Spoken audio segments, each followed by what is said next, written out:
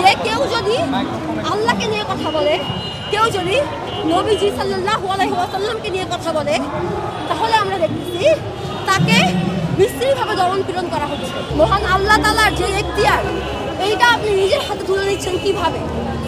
আপনি কি নিজেকে আল্লাহ সমতুল্য মনে করতেছেন? আমরা আবুল সরকারের মুক্তির দাবিতে আজকে আমরা একটা সংহতি সমাবেশ, আমরা এখানে সমাবেশ রেখেছিলাম।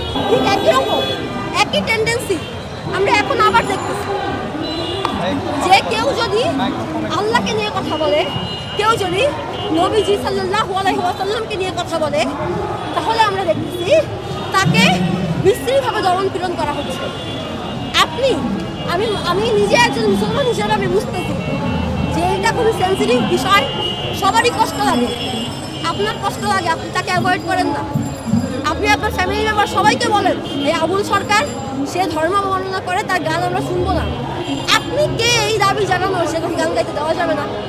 আপনি কে এই দাবি জানানোর যে তার ভক্তদেরকে মারতে হবে?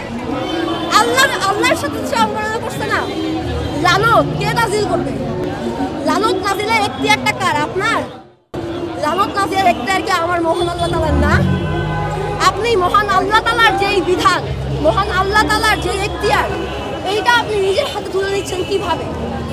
আপনি কি নিজেকে আল্লাহ সমতুল্য মনে করতেছেন? এখানেই তার মুক্তির দাবিতে মিছিল সমাবেশ করা হয়েছে। সেখানেই তৌহিদি জনতা, কখনো শিবির হামলা করেছে আর কি। এবং আমরা গত 2 দিন আগেও দেখেছি যে খুলনা এবং সিলেটে তারা সমাবেশ করতে দেয়নি। আমরা আবুল সরকারের মুক্তির দাবিতে আজকে আমরা একটা সংহতি সমাবেশ, আমরা এখানে সমাবেশ রেখেছিলাম। পাশে জুলাই মঞ্চেও তাদের সমাবেশ রেখেছে। আমরা আমাদের সমাবেশ করছি, ইতিমধ্যে তারা কয়েক মাইক নিয়ে এসে স্লোগান দেওয়া শুরু করছে এবং আমাদের ধাক্কাধাক্কি। তাদের মানে এখানে তারা সমাবেশ করতে দিবে না, আবুল সরকারের মুক্তির দাবিতে যে সমাবেশ করা হচ্ছে সেটা করতে দিবে না। সাধারণত এখানে আমরা চেয়েছি তারা এখান থেকে চলে যাক, আমরা আমাদের সমাবেশটা করি। কারণ যে কোনো রাষ্ট্রে সে যদি তার সমাবেশ হতো, আমরা গিয়ে বাধা দেইনি। যে কোনো রাষ্ট্রে মানুষ তার সমাবেশ করতে পারে। একইভাবে আমরা আমাদের সমাবেশ তাদেরকে সরিয়ে দিয়ে সমাবেশ করার শুরু করেছে। তারা এসে আমাদের যে বড় যে ব্যানার ছিল সেটা ভেঙে ফেলেছে। তারপরে তারা আসলে ওই দিক থেকে বোতল ছুড়োছুড়ি করেছে এবং হাতাহাতি করেছে। এরকম একটা জায়গায় আমরা বলতে চাই যে এখানে বহু ধর্ম, বহু বর্ণের, বহু মতের মানুষ আছে। ফলে এখানে শুধুমাত্র যে একজনেরই সব কিছু চলবে, আরেকজনের কিছু চলবে না, ব্যাপারটা এভাবে মোটেও না। ফলে আমরা বলতে চাই যে বাংলাদেশ তো বহু ধর্ম, বহু জাতের, বহু মানুষের দেশ। ফলে এখানে বাউল আউল এখানে সবাই থাকবে। এইভাবে যে মানে বিরোধী মতের উপরে আক্রমণ চালাতে চালাতে তাদের আস্পর্ধা এত বেশি বেড়ে গিয়েছে। মানে একটা মানুষ কি বলছে না বলছে, লড়াই তো ভাই যুক্তি বুদ্ধিতে হয়, যুক্তির লড়াই যুক্তিতে হবে, তর্কের লড়াই তর্কে হবে। মানুষের উপর আঘাত এনে কখনো লড়াই হয় না। ধর্মও আমাদেরকে শেখায় না যে মানুষকে মেরে ফেলে কায়েম করতে হবে। ফলে যারা এই আমাদের ইসলাম ধর্মের কথা বলে এভাবে মানুষের উপর আক্রমণ করছে, খুনাখুনি করছে, তারাই বরং জিহাদ করছে আর কি। আমরা বলতে চাই যে কোনো দেশে মানুষ তার কথা বলতে পারে।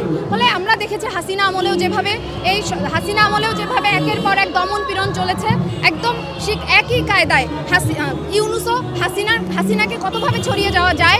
এখনকার এই যে মবের নামে তৌহিদি জনতা শিবির, তারা এই চেষ্টাটা আরও এখানে আপনি সিংহভাগ মানুষ, এখানে তো কি যেন বাউলদেরও একটা বড় অংশ আছে। আপনি তাদের সাথে কথা বলেছেন, তাহলে আপনি এখানে সিংহভাগ মানুষ আসলে কিভাবে আইডেন্টিফাই করছেন? আপনি সবার সাথে কথা বলেন, তারপরে না আপনি জানতে পারবেন আসলে কে মুক্তি চায় কে না চায়।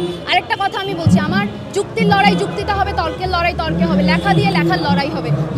মারপিট করে আসলে লড়াই হয় না। আমি কাউকে দমন পীড়ন করে জেলে ভরে মামলা দিয়ে আসলে লড়াই হয় না। এই দেশে তো ভাই যে কোনো গণতান্ত্রিক আন্দোলন করলেই নিরাপত্তা নিয়ে ভাবতে হয়।